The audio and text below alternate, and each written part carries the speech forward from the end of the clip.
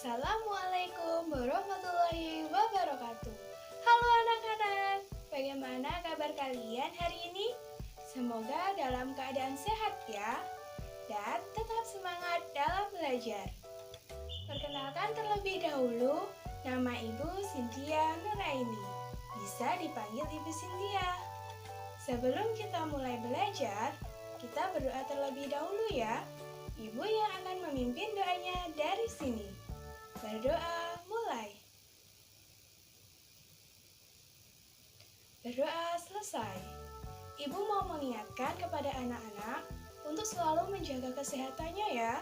Jika kalian keluar rumah, gunakan masker dan tidak lupa mencuci tangan menggunakan sabun jika kalian telah selesai melakukan aktivitas. Dan hindarilah kerumunan ya, agar kita terhindar dari virus corona. Kesehatan anak-anak sangat penting. Jika kalian sehat, kalian dapat melakukan aktivitas dengan baik dan tentunya belajar dengan nyaman. Sekarang, ayo belajar di tema 4, kewajiban dan hakku, subtema 1, kewajiban dan hakku di rumah, pembelajaran kelima. Tujuan pembelajaran hari ini 1. Peserta didik mampu mengetahui kalimat saran. 2. Peserta didik mampu mengerti kewajiban dan hak di rumah. 3. Peserta didik mampu menentukan 2 bilangan cacah yang jumlahnya sudah diketahui. Di pembelajaran sebelumnya, anak-anak sudah belajar mengenai kalimat saran. Sekarang kita akan mencari tahu kalimat saran berdasarkan cerita berikut ini. Rumah tempat berlindung. Setiap orang wajib melindungi dirinya dari bahaya. Salah satu tempat berlindung adalah tempat tinggal. Setiap orang berhak mendapatkan tempat tinggal. Tempat tinggal biasanya berbentuk rumah. Rumah memiliki bentuk yang berbeda-beda, tetapi manfaatnya sama. Nah, anak-anak, kita berhak mendapatkan tempat tinggal. Jadi, dengan tempat tinggal itu, kita bisa melindungi diri kita dari bahaya. Pasti saat ini anak-anak sudah tinggal di sebuah rumah yang dapat melindungi kalian dari bahaya ya. Rumah merupakan tempat berlindung dan beristirahat. Rumah juga tempat berkumpul bersama keluarga.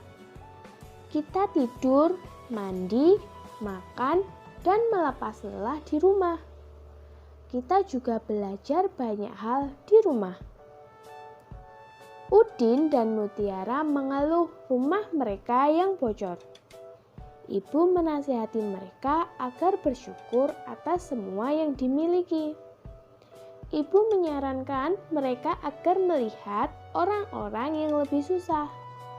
Banyak anak yang tidak memiliki rumah. Banyak anak yang tetap bahagia meski rumahnya banjir. Dengan bersyukur, hati akan senang.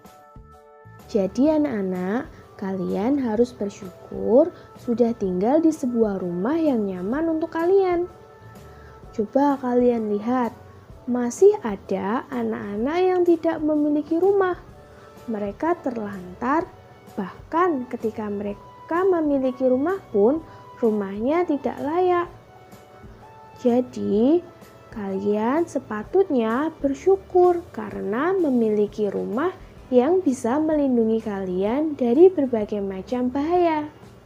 Jadi, tetap bersyukur ya anak-anak. Dari bacaan tadi, Udin dan Mutiara mengeluhkan bahwa rumah mereka bocor.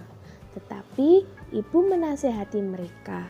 Ibu menyarankan melihat teman mereka yang lain yang masih bisa bersyukur dalam keadaan apapun. Contohnya, banyak anak yang tidak memiliki rumah di sini. Lalu, ada anak yang tetap bahagia walaupun rumahnya kebanjiran. Jadi anak-anak harus tetap bersyukur dengan apa yang kalian miliki sekarang. Pada bacaan di atas tadi ada kalimat yang menunjukkan saran loh. Apa ya kalimat sarannya? Ibu menyarankan mereka agar melihat orang-orang yang lebih susah. Nah, itu adalah kalimat saran. Kalimat saran itu kalimat masukan supaya mereka melakukan sesuatu. Sekarang tulislah saran lain untuk Udin dan Mutiara di buku tulis kalian masing-masing ya. Kalian bisa menuliskan saran atas sikap Udin dan Mutiara tadi yang protes bahwa rumah mereka bocor. Nah, seharusnya Udin dan Mutiara tidak protes, tetapi harus bersyukur dengan apa yang dimiliki sekarang. Saran lain untuk Udin dan Mutiara bisa seperti ini. Udin dan Mutiara sebaiknya jangan mengeluhkan rumah mereka yang bocor. Biasanya, kata saran itu ada ciri khasnya, yaitu ada kata sebaiknya atau seharusnya. Nah, itu contoh kalimat saran berdasarkan Udin dan Mutiara tadi yang protes mengenai rumahnya yang bocor. Bersyukur maksudnya adalah melihat semua yang dimiliki sebagai karunia Tuhan. Kita menerima semuanya, tidak mengeluh, dan gembira atas apa yang ada. Jadi tetap bersyukur ya, apapun keadaan kalian.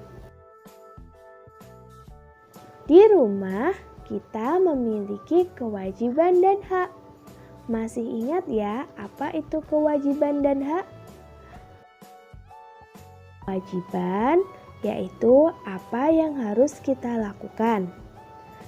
Dan hak adalah apa yang kita peroleh setelah kita melakukan kewajiban kita. Contoh dari kewajiban di rumah yaitu bersyukur karena memiliki tempat tinggal. Kewajiban kita di rumah juga berbicara lembut dan sopan, membantu merapikan dan menata rumah, saling mencintai, menjaga, melindungi, dan menghargai. Itu adalah kewajiban atau hal yang harus kita lakukan di rumah. Ketika kita telah melakukan kewajiban itu, kita bisa mendapat hak kita.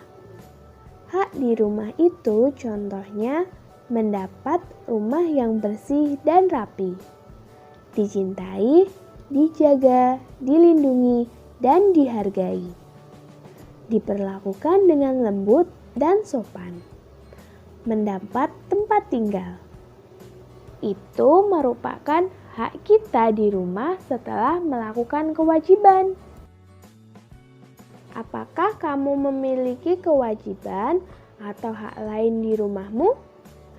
Nah, kalian bisa menuliskan di buku tulis kalian masing-masing mengenai kewajiban dan hak kalian di rumah. Ayah Udin dan Mutiara ingin rumah mereka nyaman. Ia akan memperbaiki pagar mereka. Ayah membutuhkan 980 batu bata. Ayah mempunyai beberapa batu bata dan akan membeli kekurangannya di toko bangunan. Berapa ya batu bata yang dimiliki ayah dan berapa yang harus dibeli ayah? Mari kita hitung bersama-sama. Jumlah batu bata yang dibutuhkan ayah Udin tadi 980. Lalu kita akan mencari kemungkinan berapa yang dimiliki oleh ayah Udin dan berapa yang harus dibeli di toko bangunan. Cara untuk menentukan dua bilangan yang jumlahnya sudah diketahui. Yang pertama, ketahuilah dulu jumlah bilangannya. Setelah itu, untuk mengisi bilangan pertama, tentukan sebuah bilangan yang nilainya kurang dari jumlah bilangan yang diketahui. Setelah itu, untuk mengisi bilangan yang kedua, jumlah bilangan dikurangi dengan bilangan pertama. Sekarang ayo kerjakan. Jumlah batu bata yang dibutuhkan ayah 980. Jadi itu termasuk jumlah bilangan. Setelah itu langkah kedua untuk mengisi bilangan pertama, kita harus menentukan bilangan yang jumlahnya kurang dari bilangan yang diketahui. Ibu akan menuliskan 300. Jadi, ayah memiliki 300 batu bata di rumah. Langkah selanjutnya untuk mengisi bilangan kedua, kita melakukan pengurangan, di mana jumlah bilangan yang dikurangi dengan bilangan pertama. Jumlahnya tadi 980 batu bata dikurangi bilangan pertama 300. Nah, mari kita hitung bersama-sama. 980 dikurangi 300. 0 dikurangi 0, 0. 8 dikurangi 0, 8. 9 dikurangi 3, 6. Berarti batu bata yang dibeli di toko bangunan jumlahnya 680.